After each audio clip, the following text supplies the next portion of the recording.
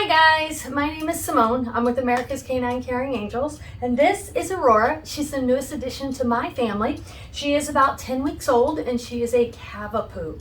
And in that process today, we have come together to talk to you about kennels and how to use a kennel properly with your dog and how to get them used to that kennel. So let's get started. All dogs are den animals. What's that mean? That means that dogs enjoy being in a den where every side is protected except the opening of the den. That way they can feel safe and secure. So if you have an anxious, nervous dog, kennel training them is a great idea. And leaving that kennel open when they're not in it, that way they can go in and out whenever they want to so that they can feel safe and secure.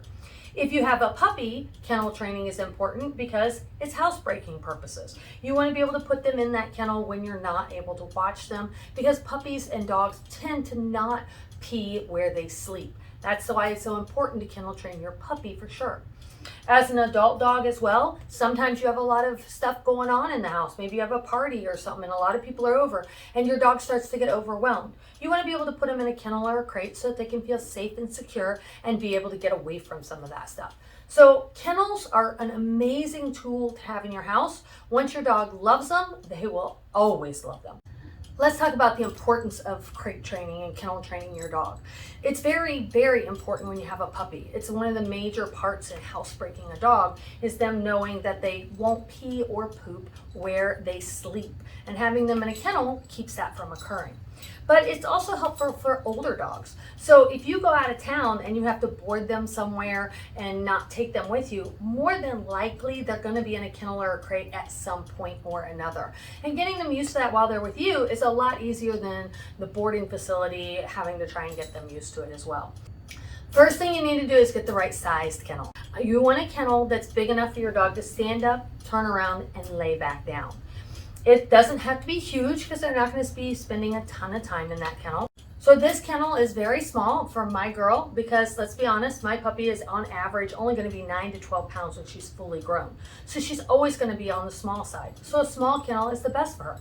This kennel will allow me to housebreak her some in it. It will also allow her to be able to fit into it when she gets a little bit older. If you have a puppy and that dog is going to be a bigger dog, you can still get a kennel or crate that's the size that you are estimating they will be as an adult and just use one of the little dividers in it. I have the side door open on this kennel, but there is a front door as well. If I was using this kennel with a divider, I would have to only use the front door. But the divider allows you to shorten that big area into a smaller area because puppies don't pee where they sleep in most cases. So crate training your puppy is a great way for housebreaking. If you have that adult dog already, then you don't have to worry about any of that dividers or any of that. Just get a kennel that's big enough for your dog. We want to talk about placement. So where do I put that kennel in the house? Well, in reality, I move it a little bit. I put it in my bedroom at night when I am sleeping so that they are with us. Remember, they're pack animals. They don't like to be totally alone. So letting them sleep in their kennel in the bedroom is the best way to get them to realize, oh, I'm still with the pack. I can just settle down and go to sleep. But during the daytime hours, I prefer that kennel out in the room where I'm at. That way, especially with a puppy, I can keep an eye on them and know when they woke up so I can get them outside. But for an adult dog, it allows them to be able to go in and out when they want, be able to hang out and be with the family, but yet still be a little bit more secure and a little bit more away from people if they choose to do that. Now we got to talk about how to get our dog used to the big thing sitting in the middle of the room, right? And it rattles and makes noises. Well, how are we going to get them used to that? We're going to do exactly what I'm doing here with Aurora. Because you're going to play with her. Get her around it. Make her run towards it. Make her mess around it. And she's going to get used to it sitting there. You also want to make sure you feed your dog in their kennel. However many times a day you feed them, but make sure you feed them when they're in their kennel. That way it'll be a good, safe place to them. You want to give them treats in their kennel sometimes. You want to play toys, put toys in there so they can play with them. But what we're going to do now is I'm going to work with Aurora a little bit on what I like to call in out, okay? It's just a game where she goes in the kennel, she comes right back out of the kennel. She goes in the kennel, she comes right back out of the kennel.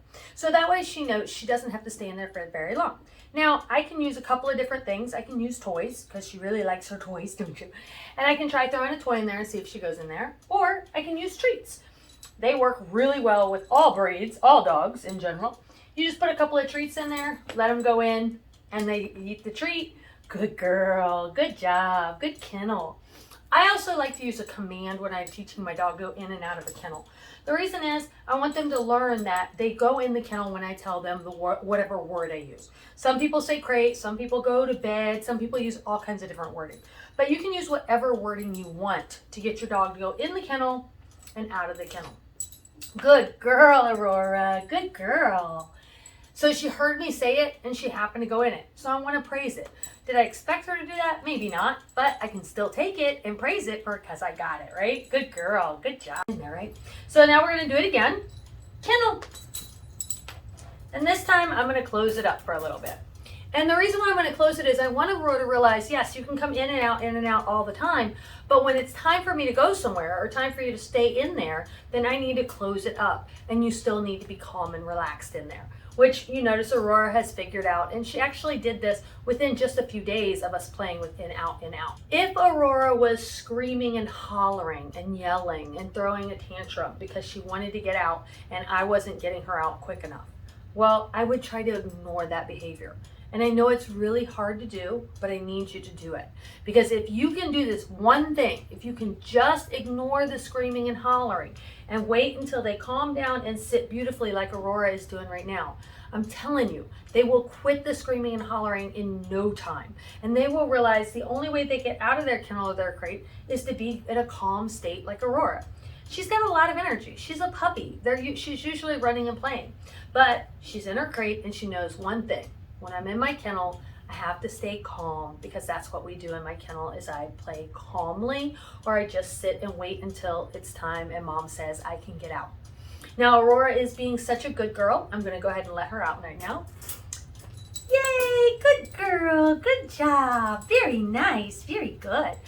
So you notice how I praised her when she came out too, so that she learns that getting out, yes, that's great. And the reason you got out was because you were calm and chill.